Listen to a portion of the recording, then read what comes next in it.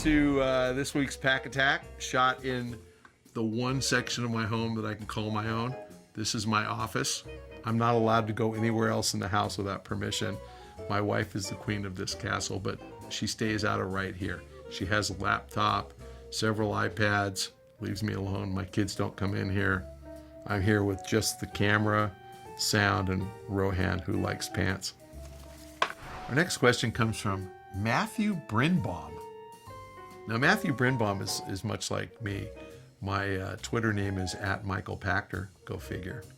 And my alias everywhere except Xbox Live is Michael Pachter.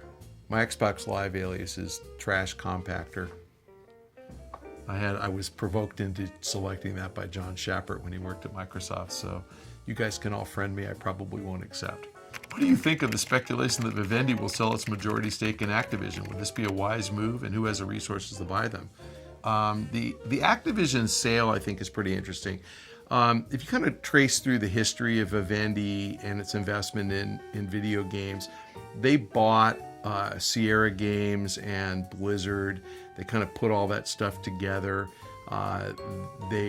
Those guys made games like Spyro the Dragon back in the day, and you obviously know all the Blizzard games, Diablo and StarCraft and the old Warcraft, and then finally World of Warcraft. And prior to the World of Warcraft launch, they were shopping around that whole games division. The price back in 2004, right around when World of Warcraft launched, was $1.4 billion, and nobody would pay it. And I remember they tried really hard to kind of structure a sale, and nobody was interested in spending $1.4 billion. Obviously, World of Warcraft was phenomenally, successful and phenomenally profitable. And when it was up to doing around $500 or $600 million a year in profit just from the Blizzard division, they merged it with Activision. And the way that the merger worked, they kind of valued the Blizzard Sierra assets at about $8 billion at the time. They merged it into Activision. They got back 65% of Activision stock, and they've held that ever since. Well, Vivendi was making about $500 million a year. Blizzard has since kind of grown its profitability to more like $700 million a year. And unfortunately, because they own 60% of Activision, it's down to 61%. The only thing they get in terms of cash from owning that is a dividend. And Activision pays, I think it's an 18-cent a year dividend. You can look it up. I'm pretty sure it's 18 cents. So on 700 million shares, Vivendi is getting something just above 100 million a year. But back in the day, before they merged with Activision, they were getting something like 500 million a year. So the Vivendi management decided this isn't really a good deal for us. We own this great asset as 61% of Activision stock, but we're not getting any money for it. So let's monetize, let's sell the company. I don't think there's a buyer. So a sale sounds great, but think about who has that kind of chump change. I mean, Activision trades at about $12 a share. So if you have 700 million shares, and that's what Vivendi has, you have to generate, around $8 billion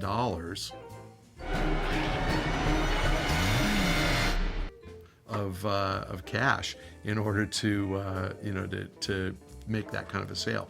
Who's got $8 billion laying around that actually is interested in Activision? The answer is media companies who I don't think have any interest at all, and video game companies none of whom I think really have the assets to pull this off. So if you look at the media companies, Viacom, had a real bad experience with Harmonix. They lost several $100 million that ended up in a bunch of lawsuits.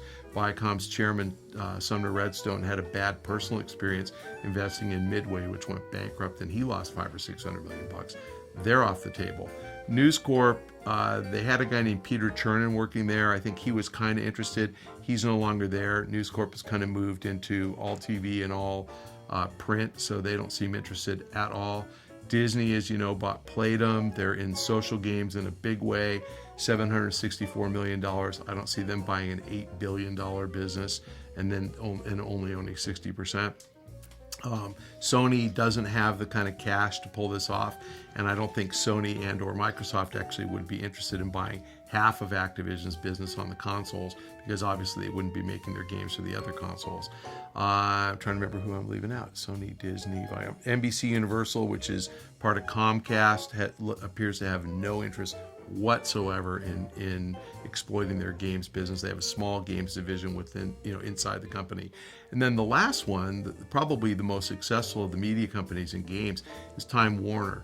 Those guys are doing it right. They've been making smart acquisitions. The guy who runs the games division is Martin Tremblay, doing a phenomenal job. Kevin Tsujihara is his boss, really smart, visionary guy. They bought TT Games. They've exploited the Lego license. They bought Rocksteady. They've exploited the Batman property, which they own.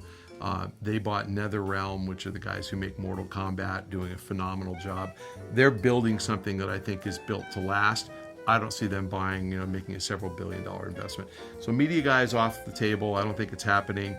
Video game guys, EA is about, a third the size of Activision. I think they can pull it off. Nobody else is big enough. Some of the Chinese guys maybe are.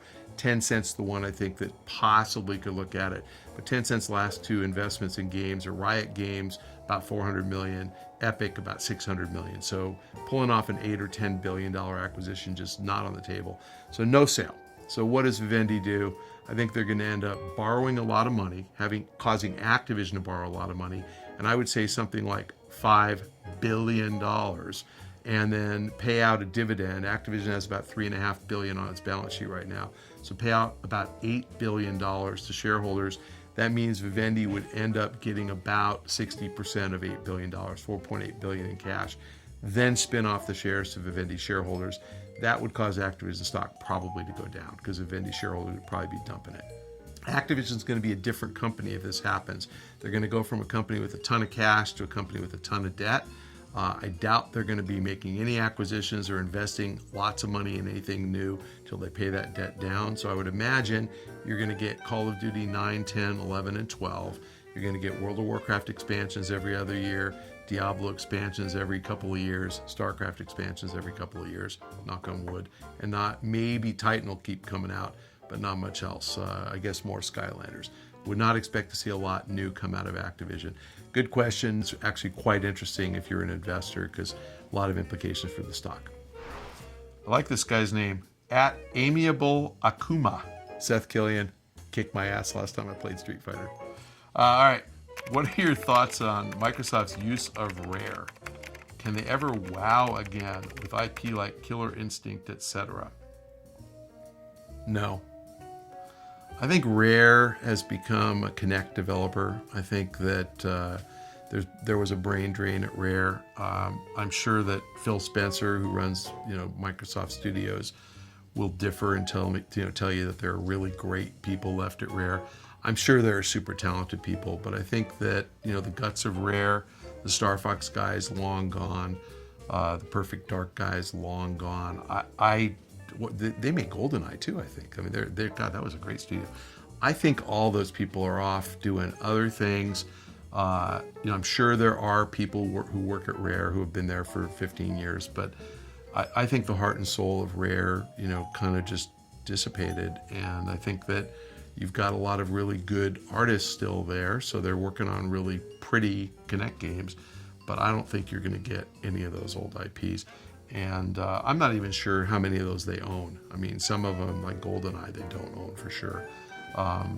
So no, I don't think you're going to see that studio come back. I think it's tough. I mean, when you lose really, really quality people, it's just hard to, replicate the heart and soul. And that happens a lot in the game business, where super talented people move on, and sometimes it's a net win because you end up with two good studios. I think that largely happened with Bungie and 343. I think Microsoft did a really good job with the team that they put around Halo. So I think you're going to be real pleased with what you see out of Halo 4. But I think that was managed and planned. I don't think Rare was managed very well. So no, don't think you're going to see good IP. All right, fellow babies, thanks for joining us on this week's Pach-Attack. If you have a question, please submit them to the link below. And if you have a question for me on Twitter, I'm at Michael Pachter. You have to follow me on Twitter so I can reply. If you want a question answered on the show, please make sure you copy at Rohan Likes Pants, because Rohan picks all the questions.